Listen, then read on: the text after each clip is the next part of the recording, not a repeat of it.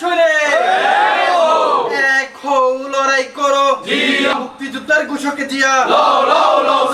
অক্টোবরের 25 তারিখ সকালে জিয়া সাইবার ফোর্স চট্টগ্রাম উত্তর জেলার আহ্বায়ক কমিটি তারার প্রথম সাংগঠনিক কর্মসূচি হিসেবে শনিবার শহীদ প্রেসিডেন্ট জিয়াউর রহমানের সমাধিত পুষ্পস্তবক অর্পণ ও জিয়ারতগর্গি। আজকের এই দিনে স্বাধীনতার ঘোষকে জিয়া।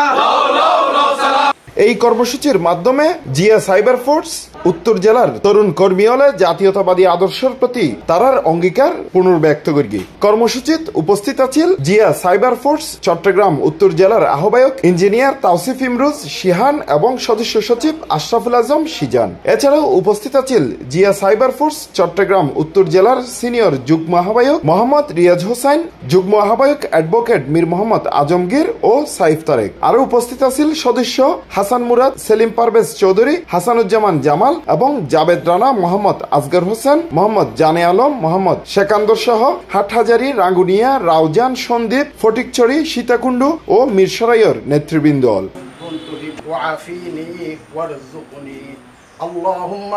কর্মসূচির শেষে বক্তব্যে তারার বক্তব্য বিএনপি চেয়ারপারসন বেগম খালেদা জিয়ার দর্শন এবং ভারপ্রাপ্ত চেয়ারম্যান তারেক রহমানের নেতৃত্বে সামনে রাখি চলার প্রত্যয় ব্যক্ত করে। এই কর্মসূচির মাধ্যমে জিয়া সাইবার ফোর্স চট্টগ্রাম উত্তর জেলা তারার আনুষ্ঠানিক যাত্রা শুরু করি।